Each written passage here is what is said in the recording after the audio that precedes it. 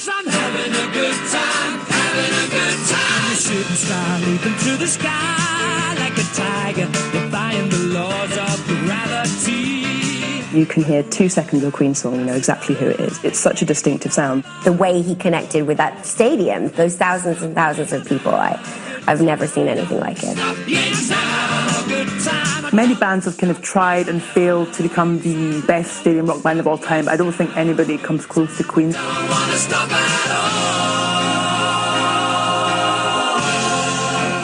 Freddie Mercury was born Farrokh Bulsara in British colonial Zanzibar.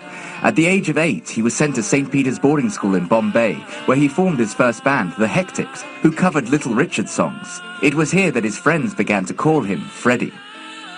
He was in a band called the Hectics, and he was the keyboard player, and there are pictures, sepia pictures of him looking very much like Little Richard with the brill creamed hair, and in a sense his piano style, which was very untrained. He put his hands hanging off the edge of the keyboard. He never learned how to pick them up properly. Extremely bold, extremely instinctive player, and I think you can see a lot of the Little Richard kind of playing in that, the early rock and roll influences. Little Richard did play a key influence in Freddie's musical heritage. Rock and roll. He also took inspiration from an artist much closer to home. Freddie Mercury was a man who was influenced by many, many singers. When he was a kid in Bombay, he went to see Lata Mangeshkar, who was an Indian Bollywood playback singer. And she wasn't flamboyant at all, but she did have a remarkable vocal range. The Zanzibar Revolution of 1964 meant Freddie's family fled the country for the UK. He began studying at Ealing Art College near his home in Feltham, London. The city had been blown away by the arrival of Jimi Hendrix, and Freddie too had fallen under his spell. It wasn't just the usual interest that a young man of that age had in Hendrix. He was a great guitar player. There was something about him that fascinated him. His early sketchbooks from Ealing Art College and his folders were covered in these beautiful pictures that he'd done of Hendrix. And you can see the mannerisms of Hendrix way into his live career himself. The way that Hendrix would kind of drool over his guitar and bend over it is exactly what Freddie Mercury did with his little signature sawn-off microphone stand. Anyone who was around that time was influenced by Jimi Hendrix, because he just took things to another level. Some of the blues musicians in London were very serious, and Jimi Hendrix just kind of came along and set things on fire and just went absolutely all out to entertain people and to grab people's attention. After a string of unsuccessful ventures, Freddie joined the band Smile, who were formed of guitarist Brian May and drummer Roger Taylor, but were missing a singer. Freddie convinced the band to take on the new name of Queen, and with the 1971 inclusion of bassist John Deacon, they began working together. Queen were unusual in that they were 4 competing songwriters, and they all wrote hit singles individually. Now, Freddie Mercury was unquestionably a great frontman, but Queen were much more a collaborative democracy. Brian May, he's a man with a stubborn determination. He was nobody's sideman. John Deacon, the man who refuses to join the reinvigorated Queen, he's a man with a mind on its own. Roger Taylor, he's a drummer capable of writing hit singles. No one's going to shove him aside. It wasn't Freddie Mercury's band. It was a democracy. Freddie used his time at Ealing to design a logo for the band. The crest is made of the zodiac signs of the whole group. 2 Leo lions for John Deacon and Roger Taylor, a cancer crab for Brian May, and 2 fairies to represent Freddie's Virgo sign. The new band wrote 2 self-titled albums in the early 70s that initially didn't threaten the top of the charts, but slowly gathered an audience. Queen 1 and Queen 2 weren't hugely successful at the time, but I think ultimately they were really important in forging the band that Queen were going to become. Certainly, they were kind of prog and heavy metal, like classics. I think people look back on it and you realise how influential those records actually were. Queen 1 was very much Queen finding their way, as it tends to be with debut albums. But it started with Keep Yourself Alive. What a way to begin a career, this blistering, all-out rock anthem, which today still sounds fantastic. very good albums. They represent young guys in that period and what they did, wearing their vintage clothing, going to the National Gallery to stare at paintings called things like the Fairy Fella's Masterstroke and turn these literary and artistic ideas into song. Despite Seven Seas of Rhye giving the band their first top 10 hit, the music press weren't fully won over. Queen from the start were not critics' favourites by any means. I mean, the NME in particular was not huge fans of Queen, and Queen not huge fans of them. I mean, there was a famous article where they went and interviewed Freddie Mercury and had a really nice time, and then ran the interview with the headline, "Is this man a prat?" Which kind of upset him and upset his team. And I mean, those albums have come to retrospectively be appreciated, but certainly at the time they weren't particularly held in high esteem by the music press. We all have our ups and downs, and we all have our limitations, and we all know that there are certain things you can't do. But I mean, I don't want some critic to tell me that. She keeps them always shined in a pretty cabinet. In 1974, Queen released Sheer Heart Attack, which would prove to be an international success, giving the band a number 2 single with Killer Queen.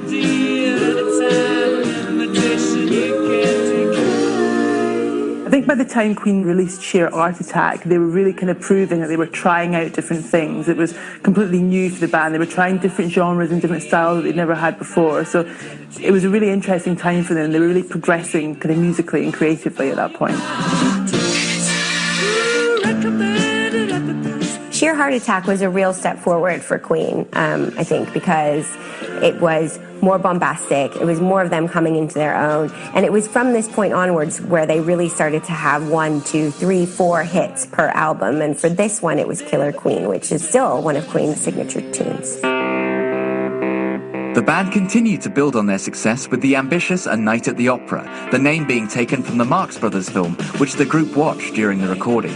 It was the most expensive album ever made at the time of its release, but would go on to be multi-platinum across the globe. A lady's diamond earring has been lost. It looks exactly like this. In fact, this is it. A Night at the Opera is Queen's kind of most well-known album, probably the most successful album, and I think that's for a reason. It's because it's absolutely amazing. I think by this point they were kind of showing they were aiming big, and they were being bombastic, and they were doing absolutely kind of proving what they wanted to achieve. I mean, the album's got Bohemian Rhapsody on it. I think that's all I need to say. Is this the real life? Is this just fantasy? Caught in a landslide, no escape from reality. Bohemian Rhapsody was released on Halloween in 1975 and went straight to number 1 in the UK. Overfamiliarity has kind of dulled just how weird and how peculiar Bohemian Rhapsody was. Nothing had sounded like it before, or in fact, since.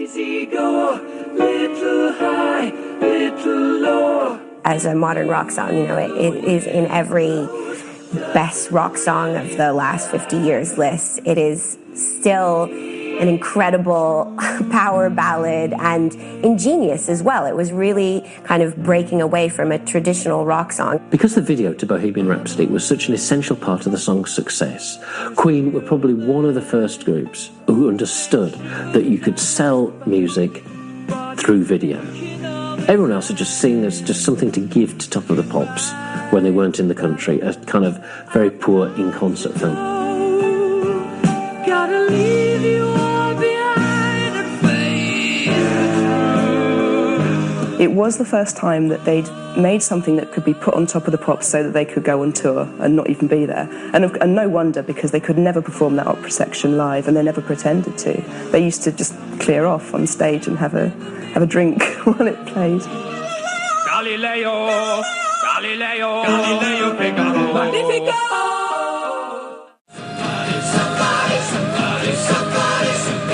By the end of the 1970s, Queen were one of the world's biggest bands. The albums A Day at the Races, News of the World and Jazz were supported by worldwide arena shows, and the songs We Will Rock You and We Are the Champions cemented their status as the ultimate stadium performance. Buddy, you're a boy, make a big noise, playing in the street, gonna be a big man someday. You got mad you big disgrace, kicking your can all over the place, singing we. I think Queen and the magic of Queen, in fact, was a combination of Freddie's outlandish behaviour, his crazy spandex costumes and outfits, and then that solid songwriting, those amazing anthems. And I think the combination of that made for some of the most electric live performances of all time, basically.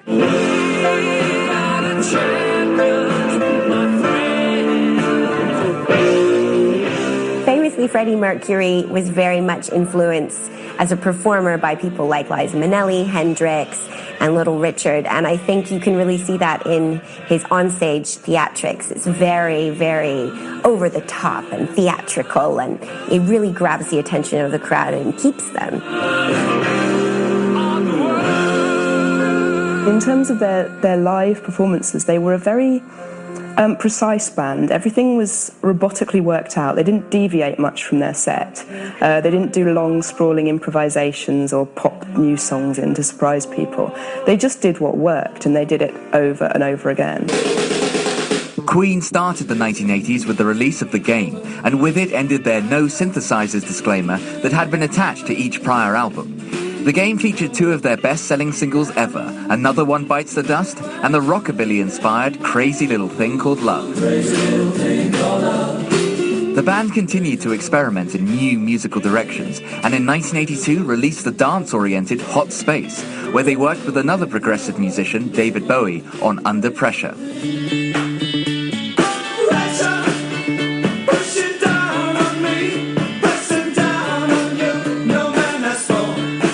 Under Pressure, the track Queen did with Bowie, was, I think, kind of came about by accident, which is kind of amazing. I think Bowie went along to record something else in vocals, and they ended up making this song together. And it's just a meeting of the legends on one track. It's absolutely astounding. The Bowie collaboration for Under Pressure was a complete fluke. I think they had one day where they decided to meet up, and I do remember hearing that John Deacon had written that bass part, ding, ding, ding, ding, ding, ding, and then they'd all gone out for a pizza and completely forgotten it when they got back. And they knew that they had this thing that was the basis for a really good song. They basically had to sit and remember it all over again. Two of the most important rock stars of the past, 40, 50 years. They're just really, you cannot underestimate the profound impact those two have had on popular culture and music. After their time with David Bowie, the band pushed further into electronics with the album The Works. The new sound lifted their success in Europe, but lost numbers in the US. But with the first two singles, Radio Gaga and I Want to Break Free, they produced two of pop music's most iconic videos. I want to break free. I want to break free. In terms of my favourite Queen music videos, I think I Want to Break Free just sticks in my mind every time. Like, the band dragged up, mincing around the front room, hoovering. I mean, it's absolutely insane in an amazing way. God knows, I want to break free. I Want to Break Free, which was Roger Taylor's girlfriend suggesting that they just dress up in drag and do this sort of skit on Coronation Street. And there were moments of that were ridiculous, like the way Freddie Mercury keeps his moustache on when he's dressed as a woman and shaves it off when he's playing a male ballet dancer. But life still goes on. They were never afraid to be brave. They were braver in their videos, such as where they all dressed in drag for I Want to Break Free, than they often were in their music. All we hear is Radio Gaga, Radio Goo-Goo, Radio Gaga. They made best use of the music video in the 1980s once the MTV era had begun. So once you had people like Michael Jackson doing concept videos that were perhaps only loosely linked to the lyrics of the song, and they were great at that. So they had the Fritz Lang-inspired one for Radio Gaga, which is as famous as the song.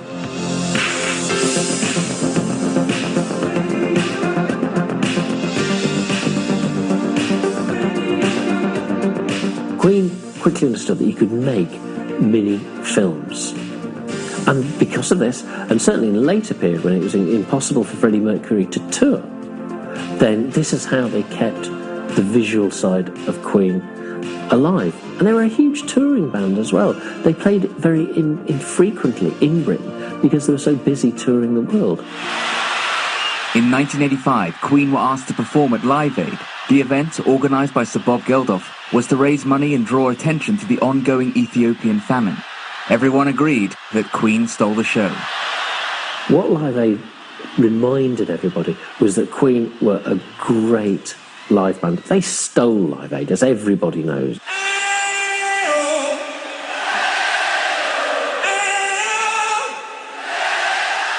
The interesting thing is, it wasn't a Queen audience. It was a general pop audience. So therefore, everyone who played Live Aid at Wembley was starting from the same point. If Bohemian Rhapsody is the song that encapsulates Queen to most people, then Live Aid is the performance that encapsulates them. It's just a band at the absolute peak of their powers.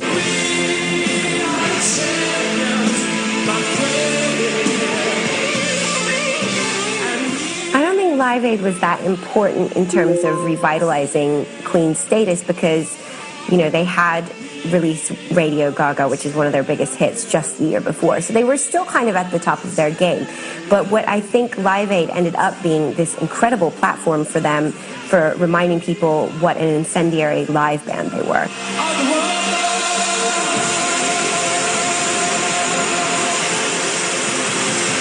Reinvigorated on the back of the success of Live Aid, the band recorded their 12th album, A Kind of Magic. The title track had a groundbreaking video directed by Russell Mulcahy and animated by Disney. One dream, one soul, one prize, one golden glance of what should be. I was a child when I first heard Queen, and I was captivated, and I don't know what it was, but it was something, a combination of cartoon-like appeal and this sense of maybe sexuality that you didn't quite understand yet. They had their early rock phase, they had their middle expansionist phase, then they discovered disco, surprisingly. Then they became a pop singles band, and then for their last few albums, they became a rock band.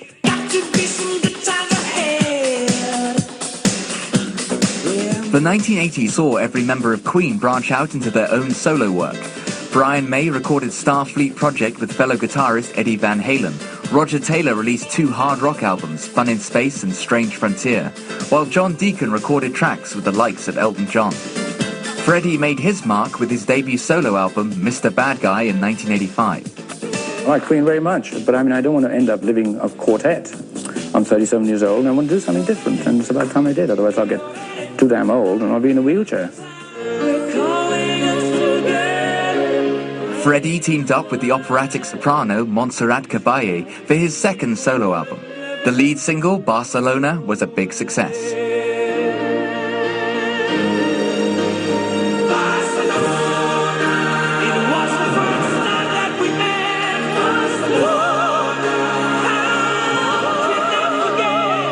That relationship was possibly the only time where Freddie Mercury has completely subsumed his ego to someone else.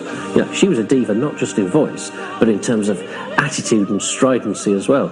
And he was the pupil, she was the teacher, and she told him exactly what to do and how to sing with her and against her.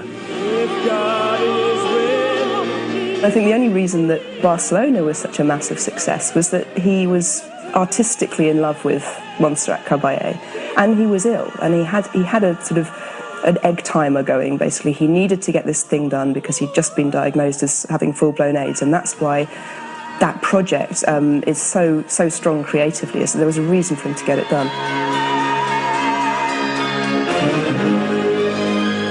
On the 23rd of November 1991, Freddie made an announcement to the media regarding his health, confirming he had AIDS. Just a day later, he died at the age of 45.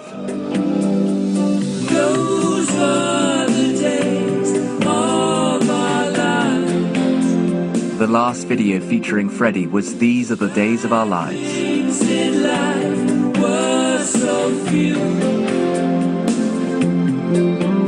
I think Freddie's illness and his disappearance was quite symbolic of the way that people were feeling about AIDS and HIV at the time. It was still regarded as a secret and something to be ashamed of, and nobody wanted to talk about it. Freddie Mercury had the illness in a very precise period in the illness's history where there was no hope for you, and he went down the same way Denham Elliott did and Rock Hudson. And there are musicians in the public eye who have the HIV virus now and are well. I think ultimately it opened up a dialogue about the illness, and ultimately it meant that maybe people felt like people were talking about it finally, and although it was very difficult at the time, maybe it led to kind of people being able to come out and kind of be more open about the fact that they had this illness as a result of all the exposure that Freddie had at the time. I still love you.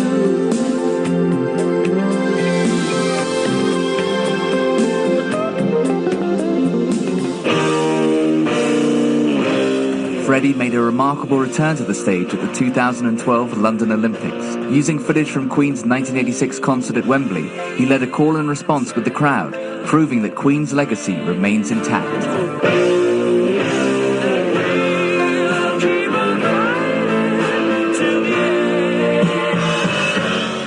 I think the great thing about Queen was the combination of musicians in that band. I just think the real magic was between the four of them.